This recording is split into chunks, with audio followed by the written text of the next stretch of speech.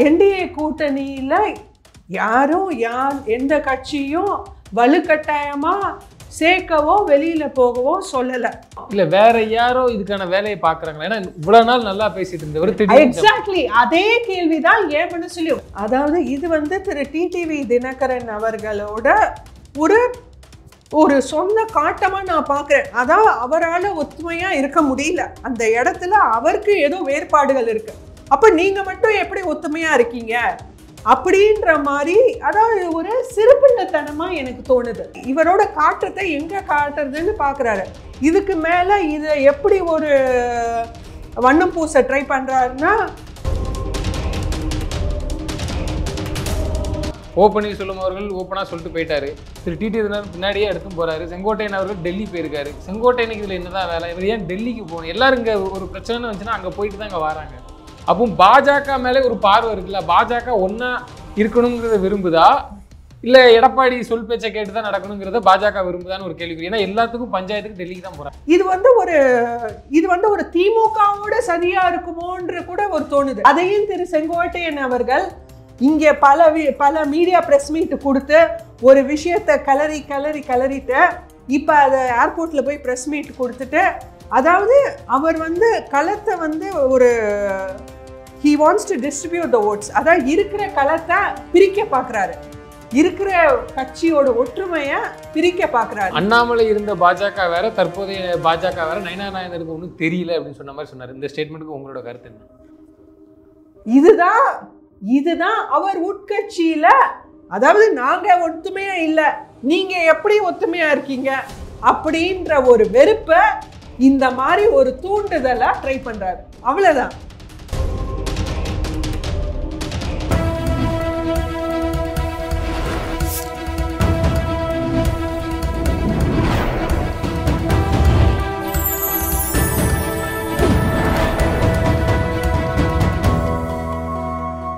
Channel 5 Tamil நேயர்களுக்கு வணக்கம். இன்றைய நேர்காணலில் நம்மோடு பேச இருப்பது பாஜகவின் பிரியாஸ்ரீ அவர்கள். மேம் வணக்கம். மேம் வணக்கம். மேம், திரு டிடிவி தினகரன் அவர்கள் நயினார் நாகேந்திரனால தான் நாங்கள் பிரிகிறோம் அப்படின்னு ஒரு ஸ்டேட்மெண்ட்டை வச்சுட்டு போயிருக்கிறாரு. என்னதான் மேம் நடக்குது? செங்கோட்டையன் அவர்கள் டெல்லி போயிருக்கிறாரு. டெல்லி போனாலே எதுக்கு போயிருப்பாங்கன்னு எல்லாருக்கும் தெரியும். ஆனால் 1000 காரணம் சொல்கிறாங்க. நான் கோயிலுக்கு போகிறேன், ராமரை பார்க்க போகிறேன்னு. அங்கே என்னமோ நடக்குதுங்கிறது தெரியுது. என்ன மேம் நடக்குது? நல்ல கேள்வி. எக்ஸாம் ஃபீவர் அந்த மாதிரி எலெக்ஷன் ஃபீவர். எலெக்ஷனுக்கு சில மாதங்களே இருக்கவும் எல்லாருக்கும் ஒரு டென்ஷன் தான். ஒரு அரசியல் புரசல், கட்சிக்குள்ள பல ப்ரெஷர்ஸ். திரு டிடிவி தினகரன் அவர்களே ஒரு இன்டர்வியூவில் சொல்லியிருந்தாரு, நேற்றுன்னு நினைக்கிறேன். எனக்கு தொண்டர்களோட ப்ரெஷர்னால நான் பல முடிவுகள் எடுக்க வேண்டியிருக்குன்னு. நான் என்ன சொல்கிறேன், நீங்கள் ஒரு தலைவர், ஒரு கட்சியோட ஒரு தலைவர், ஒரு கொள்கைக்காகவும் மக்களுக்காகவும் ஒரு கட்சியை ரெப்ரசன்ட் பண்ணி மக்களோட பிரதிநிதியாக ஒரு தலைமையில் இருக்கீங்க. அப்போது ஒரு தலைவர்ன்றது மக்களோட ப்ரெஷரை தாண்டி, சுற்றி இருக்கிறவங்க ப்ரெஷரை தாண்டி பல விஷயங்கள் நடக்கலாம் அரசியல் களத்தில். அதெல்லாம் தாண்டி நம்ம எதுக்காக இன்னைக்கு இருக்கோம் அப்படின்னு தன்னோட கட்சிக்காக மக்களுக்காக ஒரு சிந்திச்சு செயல்பட வேண்டியவர் தான் தலைவர். அப்படி பல மூத்த தலைவர்கள்ல தமிழ்நாட்டில் இன்னைக்கு ஒருத்தர் திரு டிடிவி தினகரன் அவர்கள், மரியாதைக்குரியவர். அப்படிப்பட்ட ஒரு தலைவர் இப்படி பேசும்போது கொஞ்சம் மனசு வருத்தமாக தான் இருக்கு. ஏன்னா இன்னைக்கு என்டிஏ கூட்டணியில யாரும் எந்த கட்சியும் வலுக்கட்டாயமா சேர்க்கவோ வெளியில போகவோ சொல்லலை.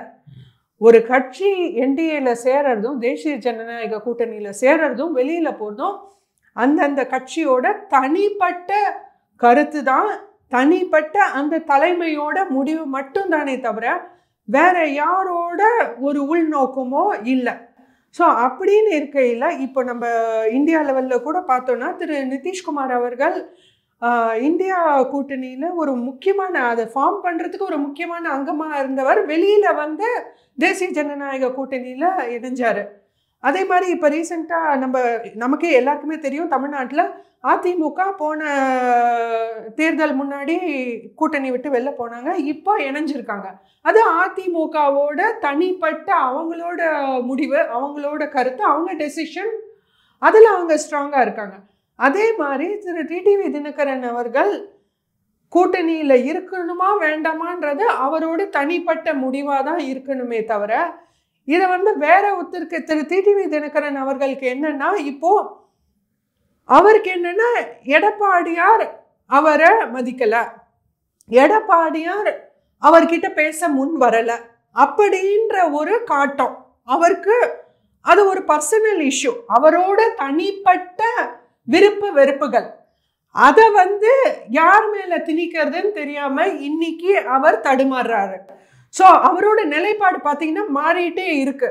அந்த மீடியா இன்டர்வியூஸ்லேயே நம்ம லாஸ்ட் ஃபியூ இன்டர்வியூஸை எடுத்து நம்ம ஒரு சீரியஸாக பார்த்தோம்னாலே தெரியும் அவரோட மனநிலை மாறிட்டே வருது.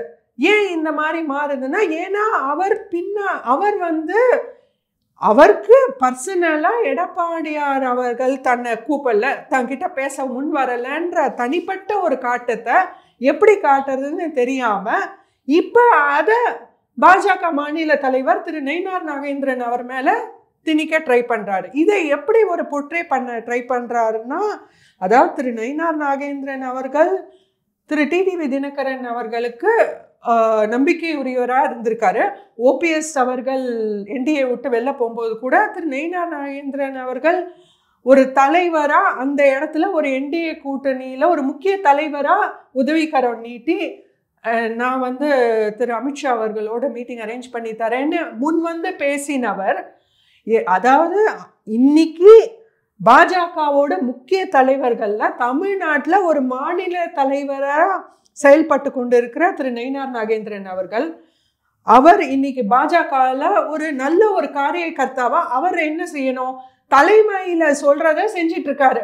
தலைமையில் என்ன சொல்றாங்களோ அதை இன்னைக்கு இம்ப்ளிமெண்ட் பண்ணிட்டு இருக்காரு. அன்னைக்கு அமித்ஷாஜி அவர் வந்து சென்னைக்கு வந்துட்டு அதிமுக என்டிஏ கூட்டணியில் சேரும்போது அமித்ஷாஜி என்ன சொன்னாரு, அதிமுக என்டிஏ கூட்டணியில் இருந்தாலும் அதிமுகவோட உட்கட்சி விவகாரத்துல நாங்க யாரும் தலையிட மாட்டோம். இல்ல அது என்ன மெயினா சொல்றது என்னன்னா, எடப்பாடியை முதல்வராக்கிறதுக்காக நாங்க பாடுபடணுங்கிற ஒரு வார்த்தையும் யூஸ் பண்றாங்கல்ல.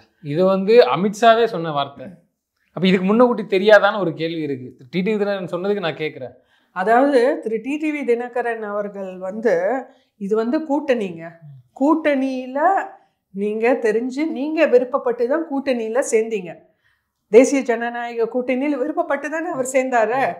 அப்படிங்கையில் ஒரு கூட்டணின்றப்போ ஒரு கூட்டணி கட்சிகளில் எடுக்கிற முடிவுக்கு எல்லாரும் ஒத்து போய் முன் வந்தாதானுங்க எலெக்ஷன்ல ஜெயிக்க முடியும். இல்ல வேற யாரோ இதுக்கான வேலையை பாக்குறாங்களா? ஏன்னா இவ்வளவு நாள் நல்லா பேசிட்டு இருந்தவர் எக்ஸாக்ட்லி அதே கேள்விதான் ஏன் மனசுலயும் கரெக்டா போட்டீங்க. அந்த கேள்விதான் ஏன் மனசுலயும் அந்த பாயிண்ட்டுக்கு தான் நெக்ஸ்ட் நான் வரேன். ஏன் இவ்வளோ நாள், அதுதான் சொன்னேன் எலெக்ஷன் ஃபீவர்னு, இவ்வளோ நாள் பேசாம இருந்த நீங்க ஏன் திடீர்னு இப்போ இதை ஒரு பிரச்சனையா கலப்பி சம்பந்தமே இல்லாம திரு நயினார் நாகேந்திரன் அவர்களுக்கும் இதுக்கும் என்ன சம்பந்தம்? அவர் பாஜக மாநில தலைவர். பாஜகவுக்கு உள்ள நயினார் நாகேந்திரனுக்கு பிடிக்காதவங்களுக்கு யாருக்கு ஏதோ சம்பந்தமோ? அதாவது இல்ல, ஏன்னா திரு டிடிவி தினகரன் அவர்களுக்கும் பன்னீர்செல்வம் அவர்கிட்ட திரு செங்கோட்டையன் இப்போ போயிருக்கிறாரு.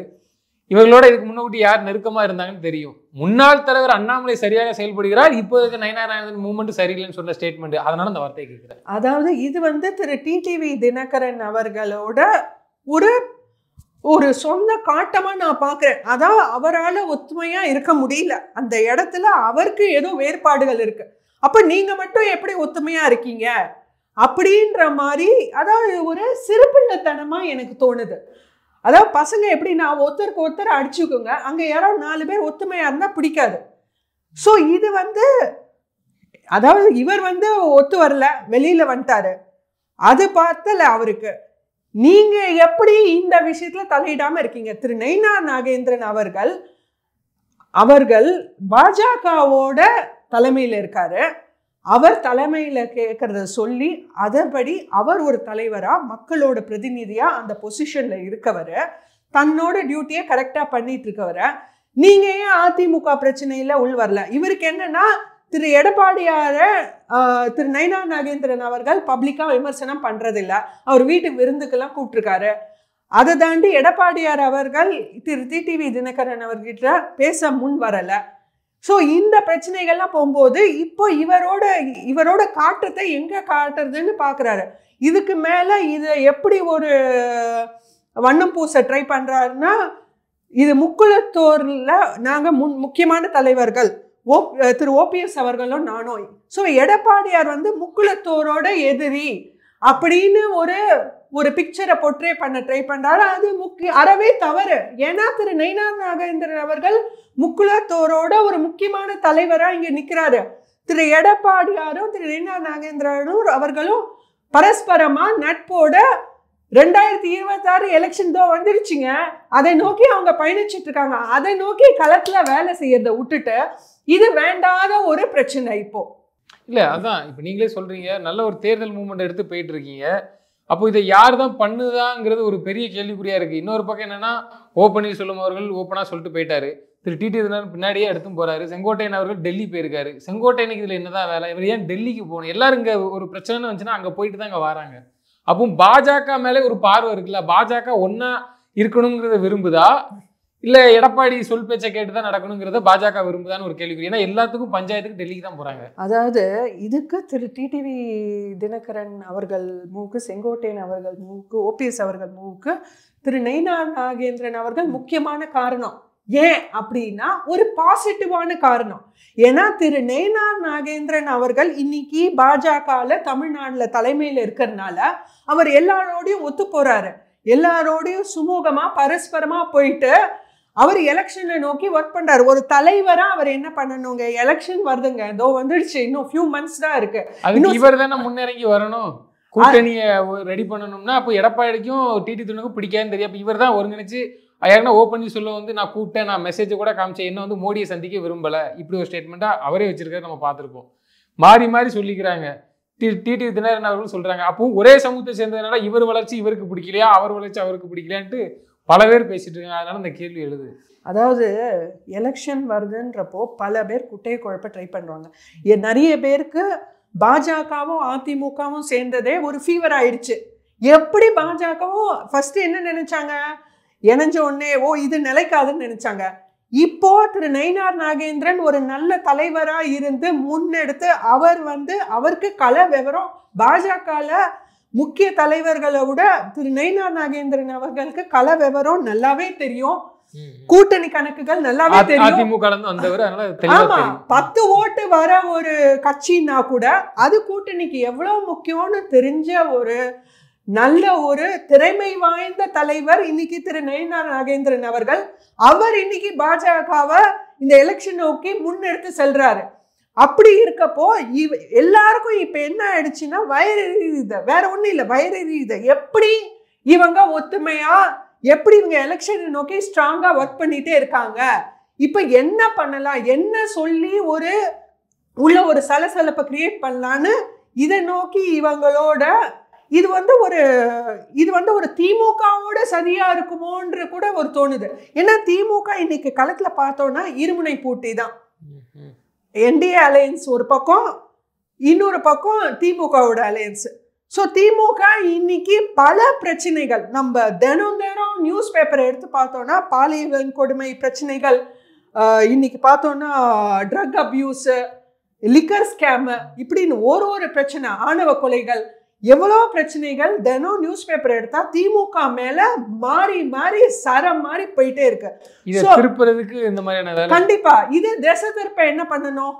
ஸோ இதுக்காக திமுக உள்ள பாக்குற வேலை தான் இந்த விஷயமா இருக்கட்டும், திரு விஜய் அவர்களை ஒரு பி டீமா களத்துல இறக்கினதுக்காக இருக்கட்டும், எல்லாமே திமுகவோட உள் வேலைன்ற மாதிரி தான் தோணுது. அப்படி செங்கோட்டையன் அவர்கள் டெல்லி பயணம் அது எதை மேம் குறிக்குது? ஏன்னா பாஜக முக்கிய தலைவர்லாம் சந்திக்கிறாருன்னு தகவல் இப்போ வர பரவிட்டு இருக்கு, வந்துகிட்டு இருக்கு. கண்டிப்பா அவர் டெல்லிக்கு போறாருன்றத, அதாவது இது அவருக்கு டெல்லிக்கு போறாருன்றது ஒரு விஷயமே தவிர டெல்லிக்கு மீடியா பிரஸ் மீட் சொல்லிட்டு போறான்றத நம்ம இங்க முக்கியமா கவனிக்க வேண்டிய ஒரு விஷயம். பாஜக சேர்ந்த ஒரு தலைவர் தானே பார்க்க போறாரு. கண்டிப்பா அதையும் திரு செங்கோட்டையன் அவர்கள் இங்க பல மீடியா பிரஸ் மீட் கொடுத்து ஒரு விஷயத்தை கலரிட்டு இப்போ அதை ஏர்போர்ட்ல போய் ப்ரெஸ் மீட் கொடுத்துட்டு, அதாவது அவர் களத்தை ஒரு he wants to distribute the votes, அதாவது இருக்கிற களத்தை பிரிக்க பார்க்குறாரு. இருக்கிற கட்சியோட ஒற்றுமைய பிரிக்க பாக்குறாரு. இல்ல பாஜக தலைவரை பாக்குறதுக்கு போனா இது ஏன் அந்த கேள்வி வருது? இப்ப திமுக சேர்ந்து அந்த கட்சிக்கு போறாரு, இல்ல அங்குள்ள தலைவர்களை பார்த்தா அந்த மாதிரியான விஷயம் அவர் அப்படி சொல்லவே இல்லையே. இல்ல பாஜக தலைவர் தானே போய் பார்க்க போறாங்க, அதனால ஏன் செங்கோட்டையன் என்ன பிரிக்க பாக்குறாரு? உங்களோட தானே இருக்கிறாரு. இல்லையே, செங்கோட்டையன் அவர்கள் ராமரை போய் பார்க்க போறேன், நான் தரிசனம் பண்ண போறேன், ரிலாக்ஸ் பண்ண போறேன்னு சொல்லிட்டு போறாரு. பொதுவா சொல்றதுதான். ஆனா அங்க போய் என்ன நடக்கும்னு எல்லாத்துக்கும் தெரியும், யாரை பார்க்க போறாங்க அப்படின்ட்டு. இல்ல ஒருவேளை பாஜக தலைவரை பார்க்க போறதுனால இந்த கேள்வி வைக்கிறதுக்கு நமக்கு தேவையில்ல. இல்ல அது நம்ம சொல்ல முடியாதே, அது நம்ம அவர் போன அப்புறம் தானே நம்ம சொல்ல. பாஜக இந்த மாதிரியான வேலையை பார்க்குதா? கண்டிப்பா வாய்ப்பு இல்லை. ஏன்னா இன்னைக்கு பாஜக பார்க்க வேண்டிய அவசியமும் இல்லை. ஏன்னா பாஜக இன்னைக்கு ஒற்றுமையா இருக்கு. பாஜகவும் அதிமுகவும் கூட்டணி ஒரு வலுவான கூட்டணியா நகர்ந்துட்டு இருக்கு. ஸோ அப்படின்றப்போ மற்றவங்களுக்கு இதனால வயிறு எரியுது. அதனால அவங்க ஏதோ ஒன்று உள்ள தூண்டி ஏதாவது இதை கலைக்க முடியுமான்ற ஒரு முயற்சியில் ஈடுபடுறாங்க. இதெல்லாம் ஒரு தூசி, இதெல்லாம் அரசியல் களத்தில் சாதாரணம். ஒரு எலெக்ஷன் வரணும், இந்த மாதிரி பல பிரச்சனைகள் வரதான் செய்யும். இதெல்லாம் தட்டி விட்டுட்டு போயிட்டே இருக்க வேண்டியதான். இல்லை அப்போ ஒன்றிணைக்கணும், எல்லாரையும் ஒரு அணியில சேர்க்கணும், இதை நான் விரும்புகிறேன். திரு செங்கோட்டையன் கருத்தை நான் வந்து வரவேற்கன்னு சொன்னது ஐயா நயினார் நாகேந்திரன் அவர்கள்.